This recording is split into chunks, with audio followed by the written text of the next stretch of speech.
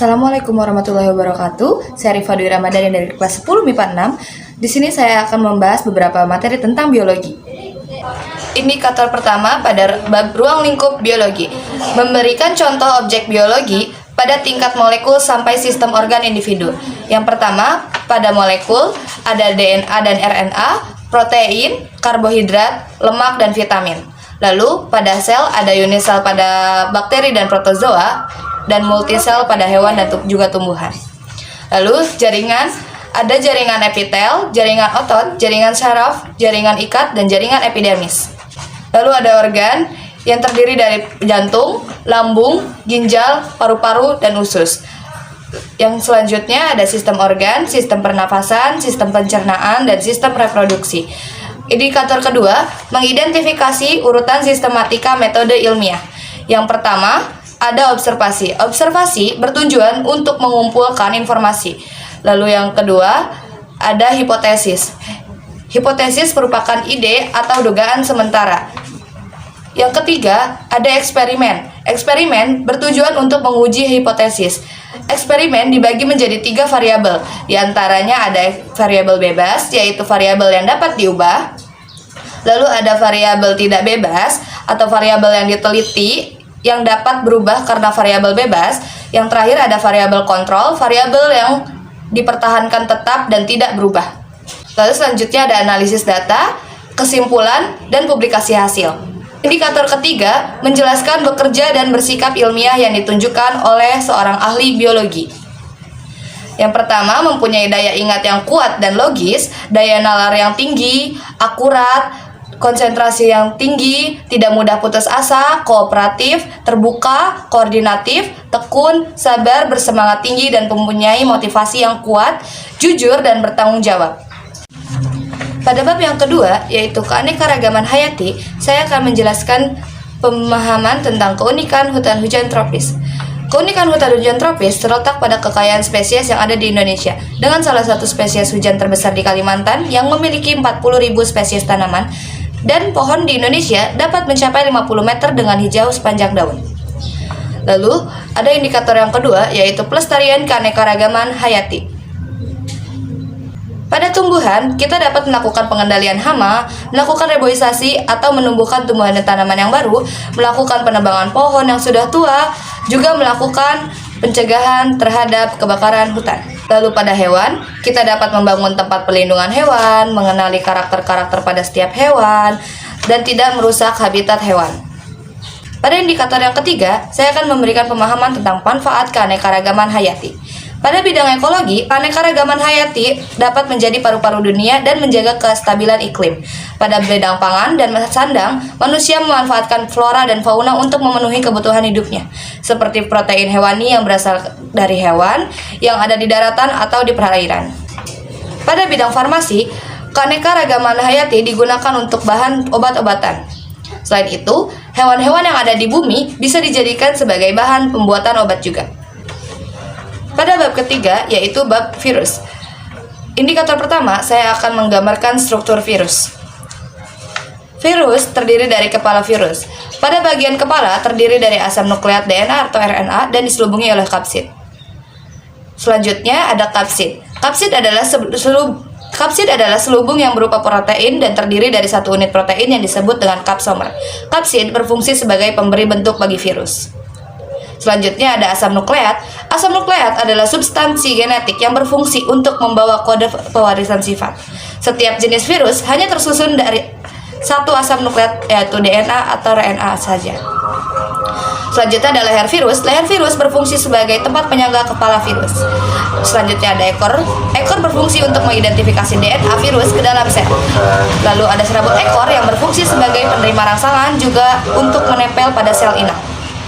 Lalu indikator kedua, ada mengidentifikasikan ciri orang yang telah terinfeksi HIV. Tahap awal dari infeksi virus ini biasanya tidak menunjukkan tanda-tanda atau gejala apapun. Gejala baru akan muncul setelah 2-4 minggu setelah terinfeksi. Seseorang bisa mengeluh mengalami sakit kepala yang berat dan persisten disertai dengan demam. Gejala-gejala ini hampir sama dengan infeksi virus lainnya. Karena itu, banyak orang yang terinfeksi HIV tidak menyadari bahwa dirinya sudah terinfeksi hingga bertahun-tahun sehingga mencapai stadium lanjut. Ada beberapa gejala yang menunjukkan stadium lanjut dari HIV, yaitu kehilangan berat badan yang cepat tanpa adanya alasan. Selanjutnya ada batuk kering, demam berulang atau berkeringat saat malam hari, kelelahan, diare yang lebih dari 1 minggu, kehilangan memori, depresi, dan juga gangguan saraf lainnya. Indikator yang ketiga yaitu menjelaskan cara menghindari infeksi HIV. Penularan HIV dapat dicegah melalui langkah-langkah sebagai berikut. 1. Saling setia terhadap pasangan. Hindari berganti-ganti pasangan. Yang kedua, ada hindari penggunaan narkoba terutama melalui jarum suntik.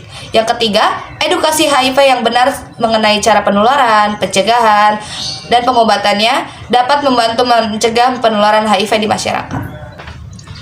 Pada bab selanjutnya, yaitu bab tentang bakteri. Indikator yang pertama menjelaskan ciri-ciri Archaebacteria dan Eubacteria. Ciri-ciri Archaebacteria yaitu organisme prokaryotik, dinding sel tidak memiliki peptidogligan. Archaebacteria juga hidup pada lingkungan yang ekstrim.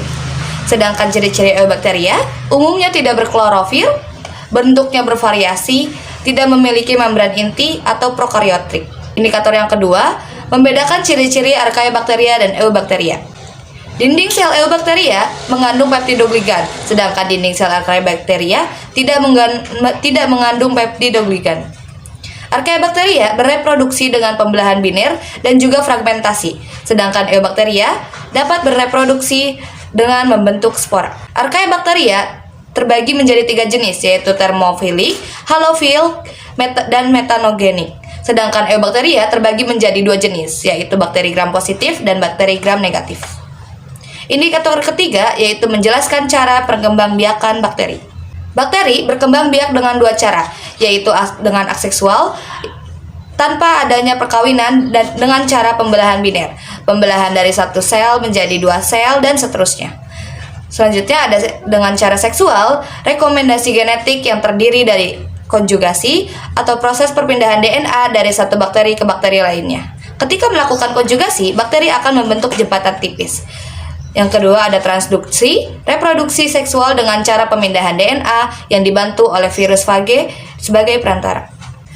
Lalu yang ketiga ada transformasi, yaitu reproduksi seksual dengan cara pemindahan DNA dari satu bakteri ke bakteri lainnya secara langsung tanpa penghubung. Bab selanjutnya yaitu bab protista. Indikator pertama mendeskripsikan ciri-ciri umum protista berdasarkan pengamatan. Protista secara umum sudah mempunyai membran inti sel, hidup di air baik air tawar maupun di laut, juga di tanah. Organisme eukariotik dan bersifat heterotrof. Protista terdiri dari makhluk bersel satu yaitu uniseluler dan makhluk bersel banyak atau multiseluler. Protista berkembang biak secara aseksual dengan cara pembelahan biner. Indikator yang kedua yaitu mengenali protista berdasarkan ciri-ciri morfologi. Yang pertama, protista mirip tumbuhan organisme eukariotik. Memiliki dinding sel yang tersusun dari selulosa dan lignin, bereproduksi secara aseksual atau membelah diri secara biner. Lalu yang kedua, protista mirip jamur bersifat eukariotik, tidak memiliki klorofil dan dapat menghasilkan spora. Yang ketiga, protista mirip hewan. Uniseluler dengan ukuran tubuh 10-200 mikrometer, tidak memiliki dinding sel, pada umumnya bersifat heterotrof dan hanya sebagian kecil saja yang bersifat autotrof. Yang ketiga, indikator memberi contoh peranan protista bagi kehidupan. Peranan protista yang menguntungkan dalam kehidupan ada yang pertama, Entamoeba coli, bakteri yang hidup dalam usus besar manusia dan membentuk proses pembusukan sisa-sisa makanan dan menyintesis vitamin K. Yang kedua, ada ganggang hijau atau chlorophyta, sumber fitoplankton yang digunakan sebagai pakan ikan dan hewan air lainnya. Yang ketiga, ada foraminifera, membentuk tanah globigerina yang berguna sebagai petunjuk adanya minyak bumi. Sekian dari saya. Wassalamualaikum warahmatullahi wabarakatuh.